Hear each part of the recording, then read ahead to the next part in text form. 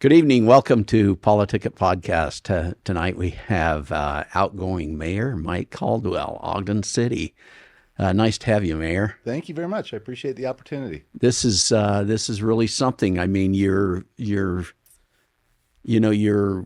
leaving office at a time where the city couldn't be better off. I mean, you've really done an outstanding job, and we really appreciate all that's happened there. Why don't you give us, the audience really some of the highlights of what you see?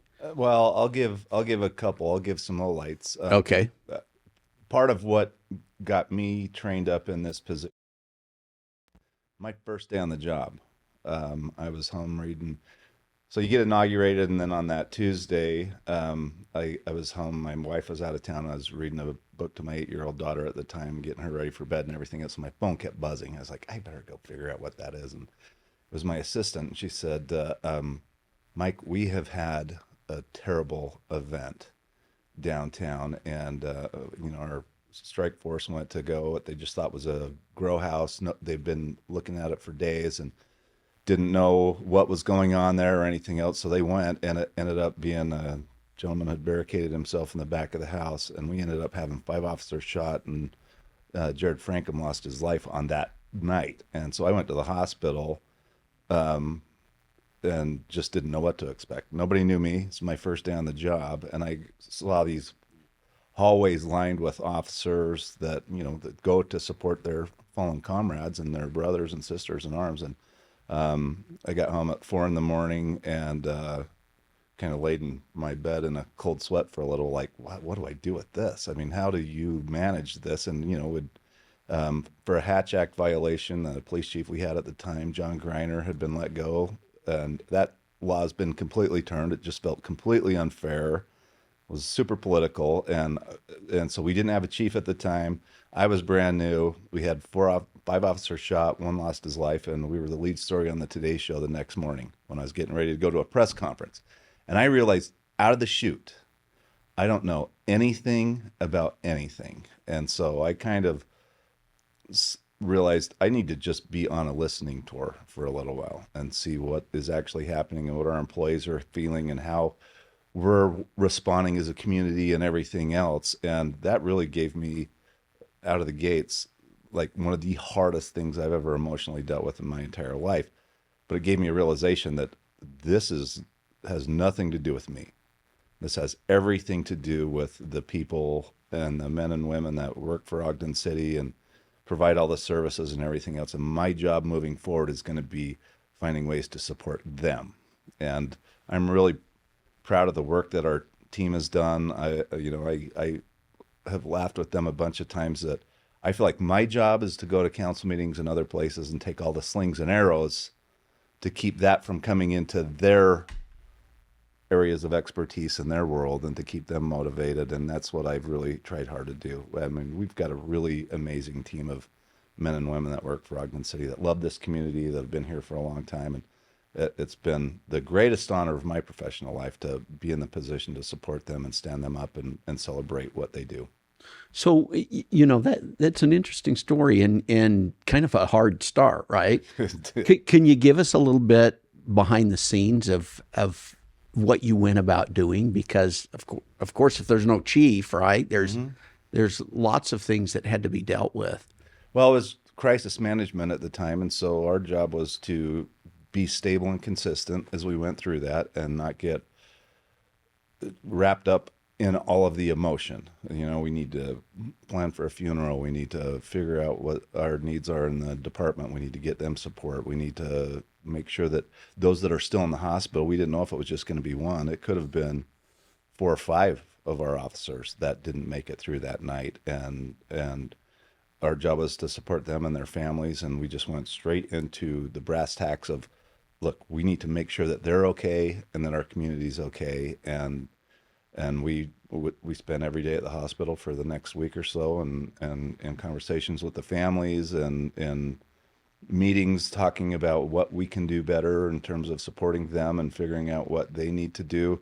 But then it turned into a community-wide event. And when we had Officer Frankham's funeral, the school district wanted to participate in that. And as you go through those, there's a big procession. People come from all over the state on their motorcycles and cars, and they really want to support their fallen brothers and sisters. And there are two police officers. One of the things that resonated for me with that, there were two police officers that come from Chicago, and they go to every fallen officer funeral in the entire United States. So it doesn't matter where they are, what the circumstances were, or anything else. These two are assigned to go to those fallen officer funerals.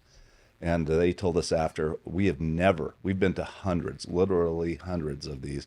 We have never seen a community come together like we saw Ogden come together. I mean, they guessed they had 20 or 30,000 people. The schools let out.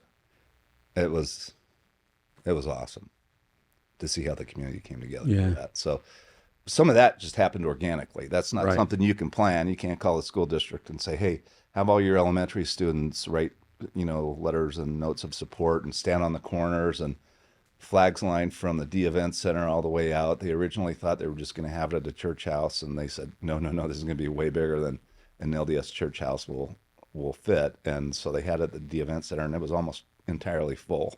Wow. And it was hyper emotional for me. So how did you handle I'm sure the press was after you all the time. And yeah, they all wanted stories, and they all wanted to hear more about Frankham and what the community was doing and everything else. And we were just real direct and said, here's what we know, here's what we don't know, and didn't try to over or underplay it. That was the nice thing about being brand new. I didn't know what I didn't know. So all I could just say is, here's what we're working on, and here's what the community's done. And we're very appreciative of what the community's done. And we just kind of just did each task as they came during the course of those couple of weeks. But it really did give me a perspective on just how difficult those jobs are, the sacrifices they make, the sacrifices their families make. And I felt in my position of brand new leadership, it was just my job to be steady and consistent as we went through that, and to know that they had all of our support. And we had officers assigned to the families, and so they would talk about what was going on with the families and what they thought their needs were and how we could help. And we just doubled down to make sure that they got everything that they needed. And it was amazing for me to watch, being brand new. I hadn't been on the city council. I had never been in political office or anything else. So what got into you to actually take that on? Well, I worked, so my history in public service really started in 2002. I worked for the Salt Lake Organizing Committee when the Olympic Games came in. Oh. And it was amazing. I mean, it was exhausting. I had 2 days off in 6 months. You're 14, 16 hours a day for that long of a period. And I watched the community come together. Downtown Ogden at the time, we've talked about this a number of times, but there was really not a lot going on in downtown Ogden. On 25th Street, historic 25th Street, the crown jewel we have, there were 46 buildings, 38 of them were boarded and vacant. And when the Olympic torch came through downtown, there were 106,000 people, was their estimate, that came to celebrate one of the most unique, iconic things you can see is, an Olympic torch coming into the state of Utah. To have that many people downtown Ogden just so excited about what was happening there, that really resonated with me. And how I came back to Weber County, it was interesting. My very last day of employment was at the Paralympic closing ceremony. And I helped with all the VIP seating areas and everything else. And I was 31 at the time, just young. I mean, I had way less gray hair than I do now. And I had a guy with a big black cowboy hat come up to me and say, "Hey, I've seen you at a lot of these venues. Are you a local guy?" I said, "Yeah, I'm a Weber State graduate. I'm, Northern Utah." He's like, "Well, how about that? My name's Glenn Burton. I'm a Weber County Commissioner, and we need somebody to come in and manage our Olympic venue at the ice sheet and help with some of our Olympic legacy stuff. Is that something you might be interested in?" I'm just standing there at the seating area, helping direct traffic and knowing that was kind of your last day of employment. Yeah. And the 3,000 people they had working for SLOC were all unemployed the next morning. Wow. And so I thought, I did something right. This is some manna from heaven, that he would approach me out of all the other people we had working here and ask if that's something I'd be interested in.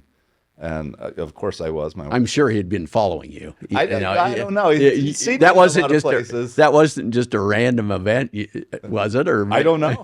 He never really ever said. And so I wrote. I didn't have a pad of paper, so I wrote his number on my arm with a Sharpie and called him the very next morning at 8 a.m. and said, Commissioner, we talked yesterday at the Paralympic closing ceremonies. I am really interested in that position, and what are next steps? Can I interview? How can I put myself in competition for that?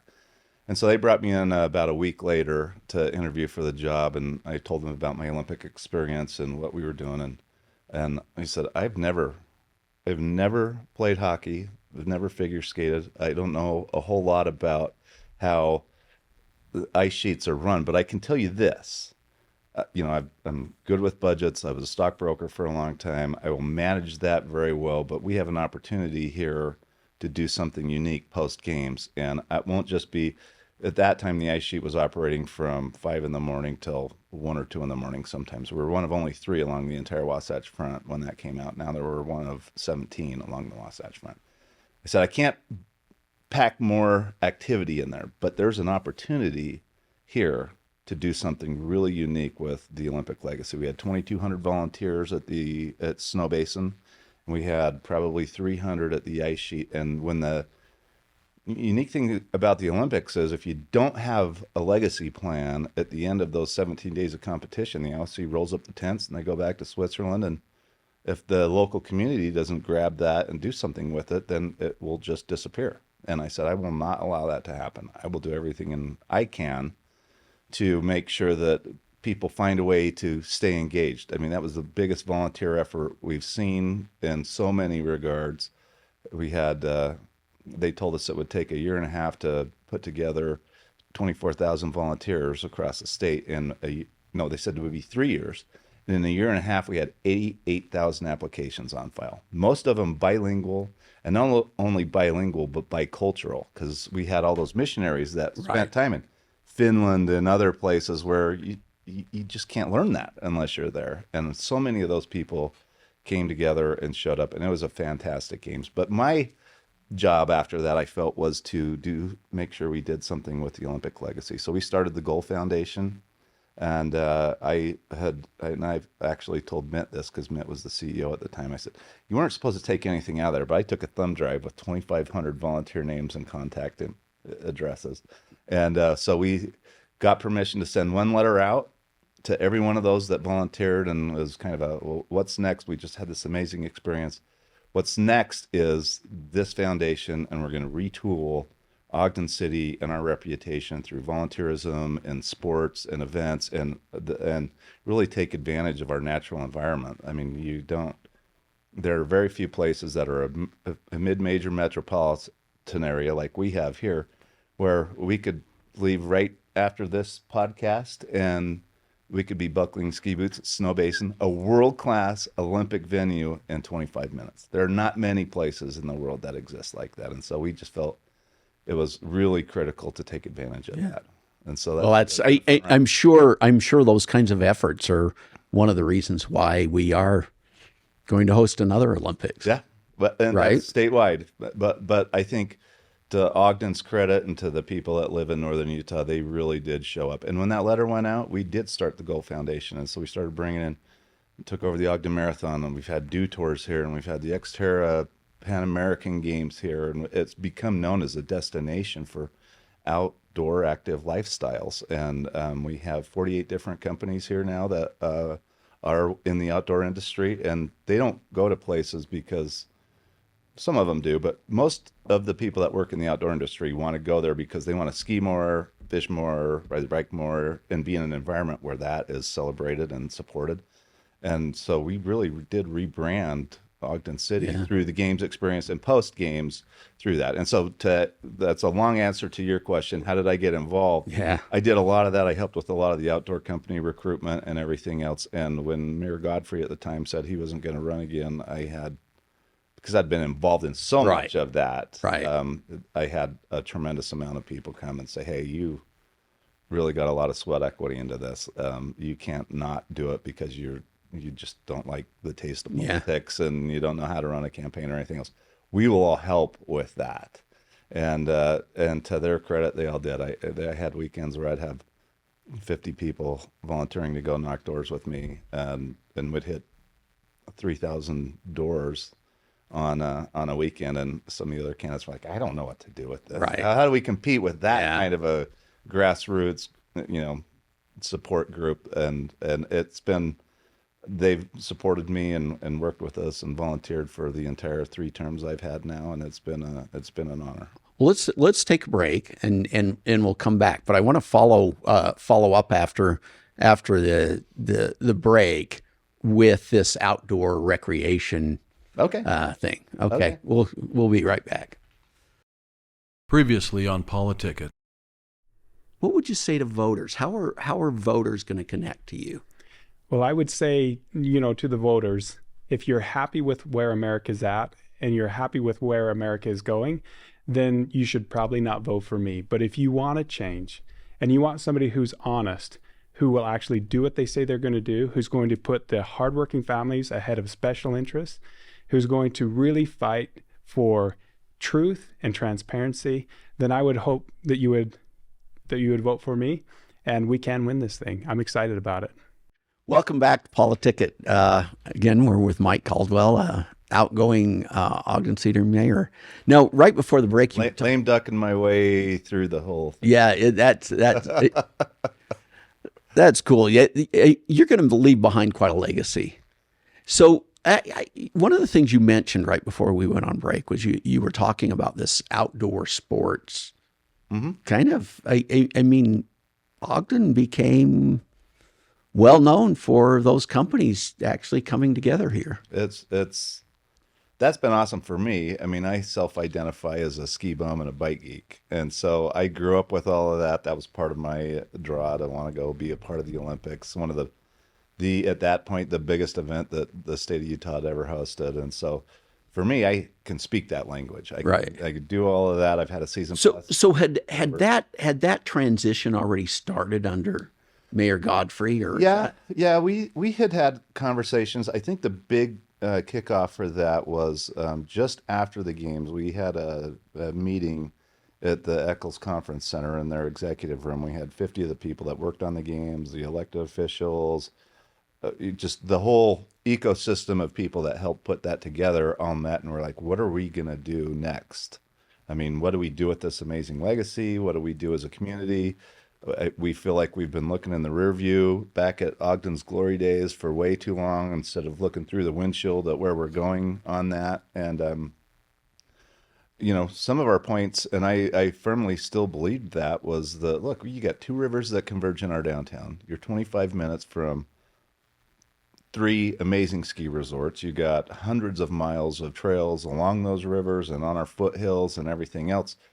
You can't go build that somewhere else. If we had a great idea and we're going to go build a big new rec center or something else, if it was really successful, what would inhibit Kaysville or any other the other surrounding communities from doing the same thing? You're not going to go trench 2 rivers that come through your downtown. You're not going to be able to do all of that. Let's play on our strengths. What makes us really unique? And we all felt that outdoor recreation and the ability to do any of that from, an hour at lunch, go, fish in the Ogden River or whatever else, we need to play on those strengths. And we found that quality of life and that lifestyle was really appealing, not just to the outdoor industry, but to so many other different industries. And so when we started to really push that and brought in some big signature events and introduced people, gave them an opportunity to have an emotional experience. So, I mean, having been a mountain bike racer forever, I mean, you remember really unique environments. You have your kids there, your family there, you go through this really difficult, 30 or 50 mile bike race or whatever. And when you're done, you have a special affinity for the area that you just spent so much time and energy in. And so we really did focus out of the gates on bringing in and hosting different types of events that we didn't think other communities could do at that point. And it just started to really appeal and attract people. And certainly in the outdoor industry, like I mentioned, that was people are in that business because they want to ski more, bike more, fish more, whatever it is that you're into. That's why you get involved in the outdoor industry. And when they all started to come, what we realized was that was kind of the credibility builder for quality of life and everything else we were trying to accomplish. And then you had a whole bunch of high tech companies that started to come in, and saw BDO completely blow up and expand because people realized, we've got really cheap energy costs. You've got great transportation options. I mean, there are a lot of businesses and manufacturing businesses that really want that, but they want that quality of life for their employees as well. We had a number of people come out of California. They're like, well, our employees can't afford to live here. There's nowhere to go. Traffic is absolutely terrible, everything else. And they'd come to Ogden and be like, wow, this is just so easy to get around. It feels really safe here. So much going on. My employees can take their kids out and they can go ski and ride their mountain bikes or hike or fish or whatever. I mean, everything was just right there. And so that, I think, was enormous for Ogden, because we were one of the most dangerous cities in the state for a long time. And there was not a lot going on here, and there was no sense of pride and sense of place. And I had a friend that's he owned a marketing company at the time, tell me, this was probably my first or second year into office, but he said, what we talked about when we started the Goal Foundation and tried to rebrand the community and bring in a whole different type of person and perspective and everything else has really worked. Because he was at a stoplight. He used to be a volunteer for the Ogden Marathon and was on the goal board. And that I'm sitting at the stoplight and I got Ogden proud stickers or made in Ogden or anything else on every rocket box and windshield I see at the stoplight. You don't see Orem is awesome and some of those other things. No, not to throw shade on Orem, but there was a pride in place that we had not had in a long time. And that was one of the things we really wanted to establish, that we were different than everybody. We have our own identity. We have this amazing history that's here, but you have this amazing access and ability to get around and do things and be a part of stuff that you can't go do in other bigger cities. We're a mid-major, but we really act like a smaller community. You go down on 25th Street any night or for a Twilight concert or anything else, you see a lot of the same people and everybody's friends and everything else. You get lost in bigger communities, but we've kept enough of our core here and what we do to bring people together and interact and everything else that everybody feels like, we live in a decent sized city, but it does have still a real small town feel. It's interesting. I actually was in Oxford, Mississippi at the time, and I had a software company there. But one of my employees, her and her husband, actually loved coming to Utah, and he started a company there that built custom wheels, Mercury wheels. It was, and I know him. Oh, do you? Yeah, yeah. But it was interesting. That's when it hit home to me, because I thought, that's funny that someone from Mississippi would actually know about Utah and actually want to go there and take their business there. So, it's an interesting. We had a whole bunch of those kinds of stories that we used to have when I mentioned the Xterra Pan American Games. That was a big lift for us to sell Ogden to them. And when they came, I was the race director for the first 2 years of that. We had better numbers than any other event, including their national championships, which were in Incline Village in Lake Tahoe. And they eventually moved all of their championship races to Ogden. And it turns out that there were a whole bunch of people on the crew that had lived in Maui for a long time and had been looking for a place they wanted to come to the mainland. Their kids were young. If you're raising kids on Maui, you're going into hospitality or something else. Right. And they wanted a broader perspective for their kids. And a whole crew of people from Maui just started moving to Ogden, Utah. Wow. From Maui. It's really incredible how that all came together. And my gosh, the BDO, what a success story there. Yeah. I mean, that is truly the goose that has given the golden egg. Ogden has been really fortunate. That came online in 2000. At the time, there were 0 employees, and it was just a brush field out there. And right now, we're sitting at almost 8,000 employees, 14 million square feet under roof. And we running out of room rapidly. We're 38 years ahead of where their best estimates were in terms of build out for BDO. And we are able to use some of that money to go in and do things like the Ogden River Reclamation Project when we went and cleaned up that 1.1 mile of river. An interesting fact for It's an interesting that's actually an interesting walk. I hadn't been on it, but last year my wife got us together and said we need to go do a stroll. And well, back when we started that project, we didn't know what we were going to uncover when we started to go in and pull some of that up and figure out what we were looking at there.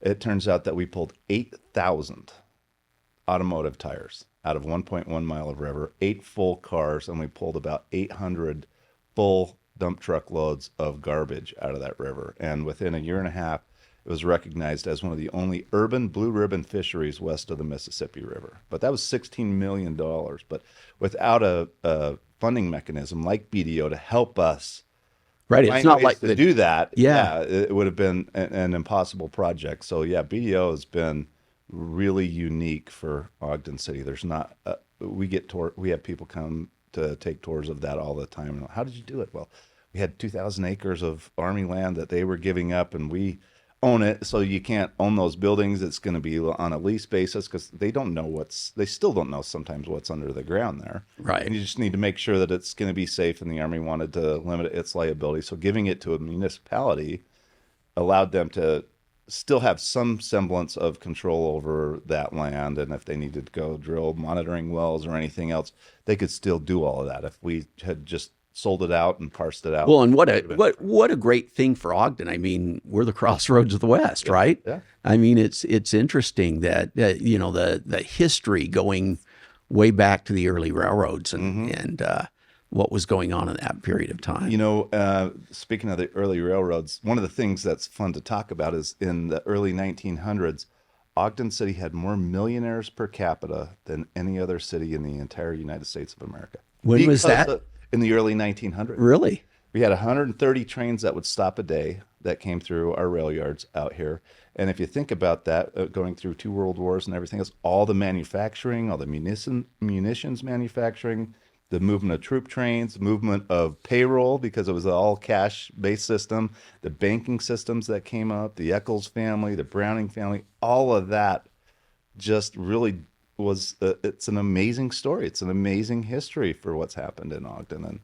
And people here that know Yeah, that, one of my friends, Jim Alvey, who's actually been on several times, you know, he took those old Browning buildings downtown there and rehabbed them. But there were some fascinating stories he would tell me about things that had happened there, right? Yeah, the second or third in command of the Third Reich in Nazi Germany said, had we had the Browning machine gun instead of the U.S., the war would have been entirely different. Yeah. Well, the Battle of Britain certainly would have gone a different direction. Yeah. So that's great stories, great history in this town. But I mean, we're still building, and you know, that whole downtown area there that Our Wonder Block and a lot of those other generational projects are coming online, and we're really excited about that. And what you've done, you know, there's been this big crisis across the state with affordable housing, and Ogden, really, for a city that was completely built out, really has done a phenomenal job in providing, you know, apartment facilities, new condo projects. You all in the legislature gave cities some marching orders on what you wanted to see. And I've had a number of them say, you know, because I was the chair of the Utah League of Cities and Towns for a while. And you have a handful of holdouts and that we represented 248 cities across the state. And you had a handful that the legislature really wanted to just kind of nudge towards some of that, you know, having smaller lot sizes and everything else. And it makes sense because we're bookended along the Wasatch Front between the lake and the mountains. You're not going to create more land. It's not like Phoenix where you can do urban sprawl for years. Decades. Yeah. And you know, it's 55 miles from one end of Phoenix to the other. We're about that from Box Elder to Provo. But we're bookended by these major restraints. You can't do anything about it. And then you've got the cities on the other ends, right? Yeah, and then so we need to be smarter about how we plan for growth. If the projections are right, we're going to double our population by 2065. We've got to think about that and be smarter about it. And so we've always tried to be on the front end of that. Interesting story about that, though. When we started our river project, right next to the river, you got all those townhomes and other things that are down there. When we started that, there was not a commercial lender that would touch it. So we built the first 5 of those townhomes, and we had to finance them all ourselves. So then they As a had city. comparables, yeah. So that the commercial lending market that would then have comparables and say, okay, we haven't had prices downtown Ogden are going $55 per square foot. You're going to be asking $110 per square foot for these new builds. We haven't done a downtown residential building permit in decades. So we financed the first 5, and then the commercial lending market came in, and we were able to get a lot more of that stuff done. Well, in fact, there's a new one that's just going in there across the Ogden sign there. Yeah, Yeah. that Big Lotus development. But that was an old motel that we Right. constantly were getting called for domestic violence and meth problems and theft and burglaries, and to get rid of some of those and change it where people actually live downtown now instead Yeah. of come downtown to work and then leave. And then at night, it's just a kind of the Wild West. Now they live there, and they Right. take personal pride in, I live here, and I'm going to get involved in this, and I want to make sure that we live in a safe environment. And if they see something happening, people are living down there, they're much quicker to call than if police have to patrol and Right. see something happening and go, at that point, get involved. So, Yeah, it's amazing. I think people genuinely feel safe to go to downtown Ogden now, right? yeah. And what a great legacy you're leaving behind, you and Mayor Godfrey both, right? In terms of what got started and where we're at now is really an amazing place. Well, I grew up in Ogden, and I lived up on Hislop Drive on top of 9th Street. And when we'd go ride our BMX bikes, there were places you did not ride Right. your bikes as a kid. And downtown was one of them. Right. And to have that have completely flipped, and now it's a place people really want to come. We've got that Twilight series. When we brought that back after post-pandemic, we opened ticket sales for that, and in 3 hours we sold 80,000 tickets to that. Now, you gave me a stat a little bit ago, while we were on break, that Ogden is one of the few cities that actually during COVID had increased. And that's something I'm really proud of, and I'm proud of the work our team did for that. We were one of only 3 mid-major American cities that had a net job increase throughout COVID. Everybody else just completely shed jobs and dumped, and their economies were tough. But we're lucky and blessed up here that we've got a really diverse economy. You got a lot of manufacturing. I mean, there's so much that goes on. A lot of people don't know how intense the operations are to help support Hill. And you got Northrop Grumman that moved in. They're doing the new ground-based strategic deterrent program, which is the new refresh on the ICBM system that we had. So we had so much happening, but a lot of those people talked about, look, we really appreciated that there was just calm and stability when we came in. And a lot of other places we went, everybody was in a panic and pointing fingers, and they didn't know what to do. And you guys just consistently across the board were really Really stable throughout the and whole thoughtful about what you were doing. really throughout the whole state. So we're about out of time, but I just want to know, so what's next?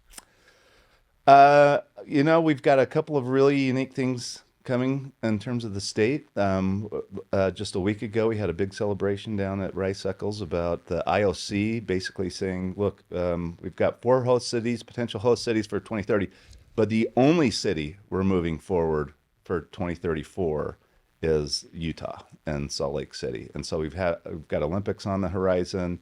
We've got a big group of people that are well-financed and capitalized going after Major League Baseball. They're opening up 2 new franchises, and we're far more competitive than everybody else. Ryan Smith, owner of the Jazz, is looking to bring in a National Hockey League franchise. So I'm going to go work on some sports stuff and be involved in what a wonderful thing to get, kind of go back to what you were doing before. It's full circle. Yeah. For sure. To start my public office with the Olympic Committee, and then to potentially finish it, being involved with that again, I think will be really fun. That'll bookend a lot of public service and a lot of really amazing experiences.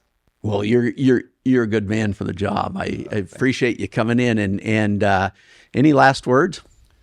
Now, well, I will say this. I mentioned my team. We've got Ogden City employees are absolutely phenomenal. I wouldn't have gotten anything done without them. But Ogden City as a community is really phenomenal. We've been recognized a number of times as the most charitable city in the United States of America when it comes to volunteer hours given and charitable donations made. And that is everybody helping each other in this community. And that's one of the things I'm the most proud of, is that everybody does have a sense of community and they're willing to volunteer and help out and pick up trash at the park, and that makes community. And so that's something that I think Ogden is exceptional at. And this Olympics is going to be another opportunity for that, isn't it? Yes, it will. Yes, it will. It'll be fun. Well, And when you think about 2002, there was no Facebook, there was no Twitter, there was no Instagram. They didn't even have cell service at Snow Basin. So if we get the games in 2034 and welcome the world back in, Utah's in an entirely different position to take advantage of that. yeah. Well, thank you. And we'll see you guys next week.